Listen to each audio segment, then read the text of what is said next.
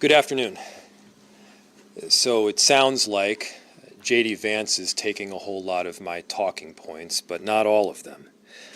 He said, quote, come out and protest, but do it peacefully. That sounds exactly like what I've been saying since the very first moments following the shooting of Renee Good. Protest peacefully, but don't take the bait. Don't counter the chaos of Donald Trump with our own brand of chaos here. And so to the extent he's telling people to protest peacefully, we're in agreement. Second, and quote, we want to enforce the laws on one hand, while on the other making sure people in Minneapolis are able to go about their day. It sounds a lot to me like he wants to be mayor of the city, only he's only been here for 2 hours, whereas we in this city have been working through these issues and this chaos for the last several weeks. Peace is not spraying irritants and chemicals at peaceful protesters. It's not detaining a 5-year-old. It's not dragging a pregnant woman through the streets. You achieve peace by working directly with communities. You lower crime by strategically going after people that have committed it. The Vice President said he would love to be able to send some of these agents home. You know, there's no disagreement there. We've been encouraging that for weeks. You heard me say it 2 weeks ago, and I've been saying it every single day since. If you're looking for an antidote to many of the issues that we have faced over the last several weeks, there's a very easy answer. And it's for this huge influx of federal agents, ICE and Border Control, to go home. And finally, he said if we had a little cooperation, we'd be able to keep streets safe. Once again, we agree. We have extensively worked with federal agencies under both Democratic and Republican administrations. We've worked with the DEA and the FBI. We've worked with the ATF and the U.S. Attorney's Office to successfully drive down crime in Minneapolis, and we've done so by strategically focusing on people that have actually committed serious and violent crimes. So what's changed? What's changed is the response that we're seeing. What's changed is that we have 3,000 plus ICE agents and Border Control that are on our streets without a clear plan. What's changed is we've got this huge influx of what feels like an occupation in a city in the upper Midwest. And what's changed is that they are arresting United States citizens. They are detaining people that have done nothing wrong. They're going after people exclusively based on the fact that they look like they're Somali or they look like they are Latino, and no reason beyond that. They've stopped law enforcement officers that are off duty. They've stopped fathers that are on their way just to drop off their kids. There are incredible people in our city that have come from a variety of different places around the country and around the globe, and they've made our city a better place. They're part of our family. We love them. We're proud to have them here. So I get that they've got a messaging challenge here, and it's predominantly because anybody can see with their own 2 eyes what's going on. You can't say with a straight face that pulling citizens off the street or going into a school is a targeted action when clearly it's not. Clearly, what we are seeing on our streets right now is discriminating only on the basis of race and largely indiscriminate thereafter. So yeah, in Minneapolis, we want to solve crime. We want to arrest murderers. Let's do it. Let's work together to drive down crime. Again, this is not that. We have had relationships with a number of federal administrations to successfully drive down crime. What we are seeing is this is more about political retaliation. This is more about tragically terrorizing people than it is about safety, than it is even about immigration. So, the job of law enforcement is to keep the peace, to keep Americans safe, and that is literally what I signed up to do and what the federal government signed up to do as well, and I urge that they do exactly that. With that, I'll answer any questions you might have. Mayor Frey,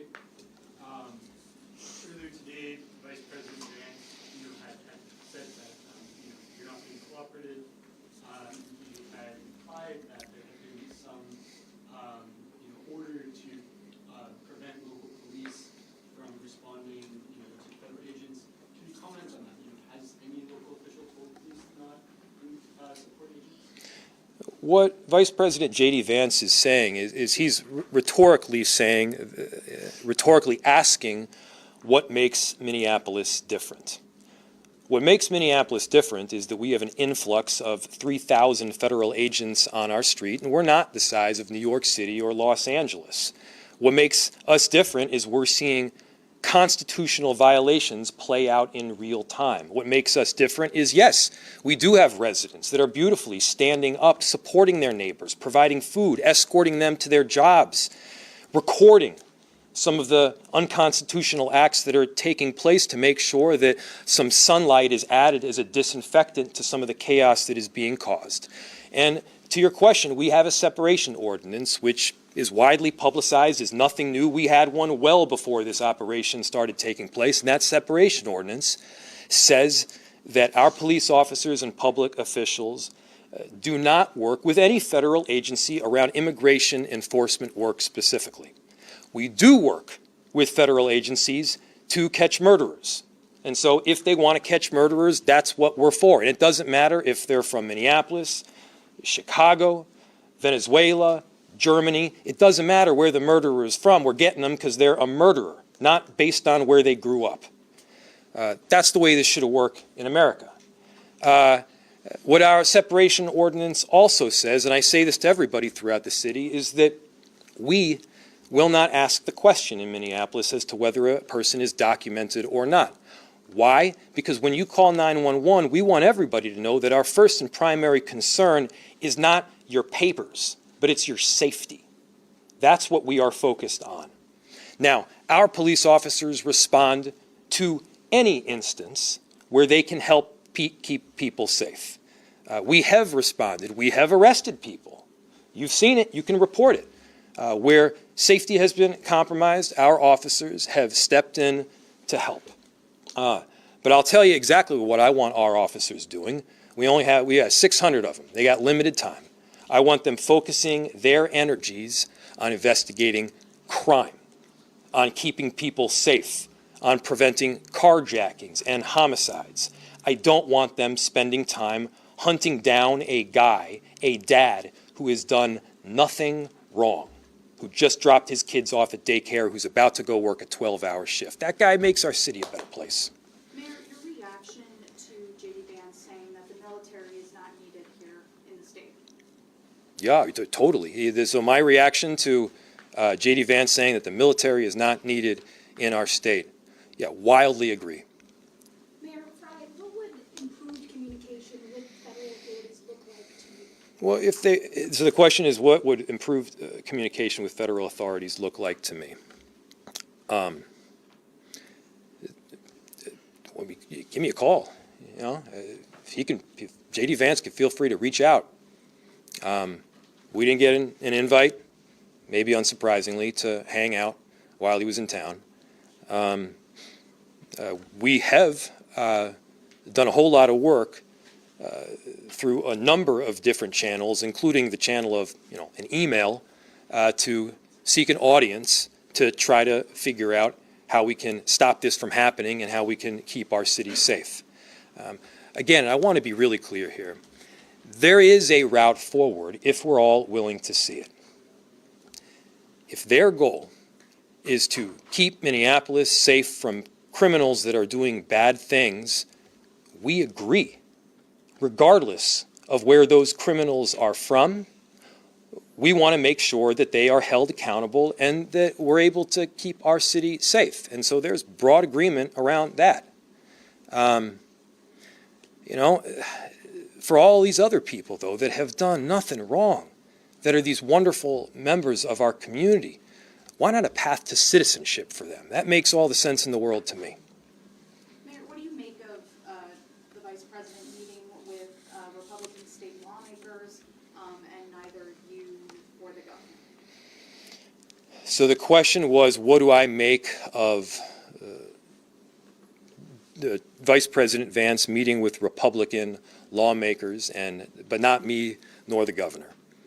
I mean, the question that I have is, again, is this political performance that is taking place in our city that is compromising our safety, or is this trying to achieve an end goal that is improving safety in Minneapolis? Is this political performance?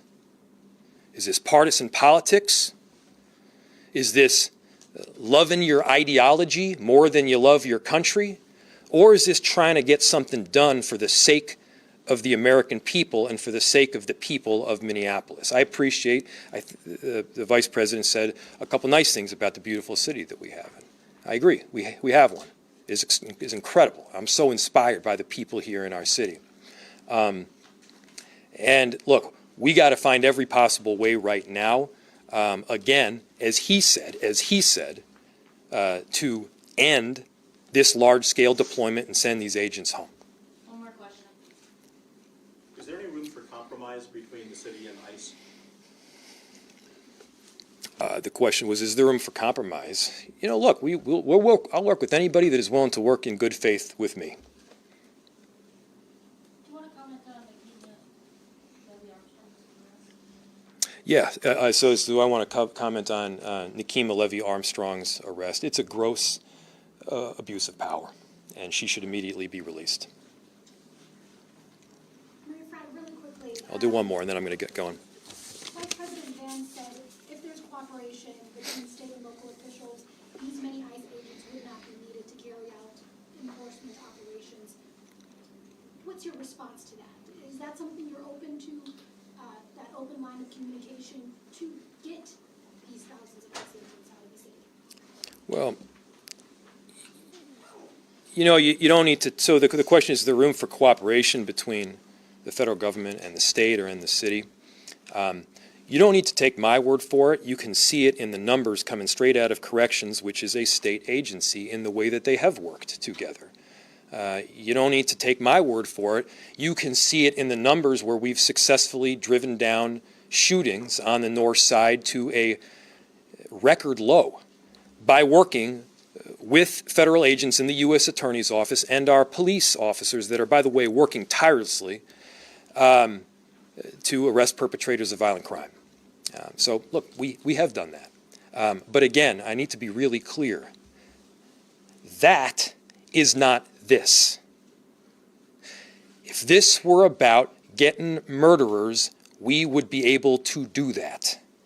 The number one question that we ask when we're trying to get a murderer is, are you a murderer? Is this a murderer? Not, where are you from? Where are you from is not the point here. The point is there a crime, a violent crime that has been committed? And of course, we've partnered extensively on that front. And so, again, let's just be really clear. Let's be really straightforward. I deeply appreciate all the work that the press has done just to uncover the facts and the truth so that we're not like talking by one another. I'm grateful to all of you, and thank you so much.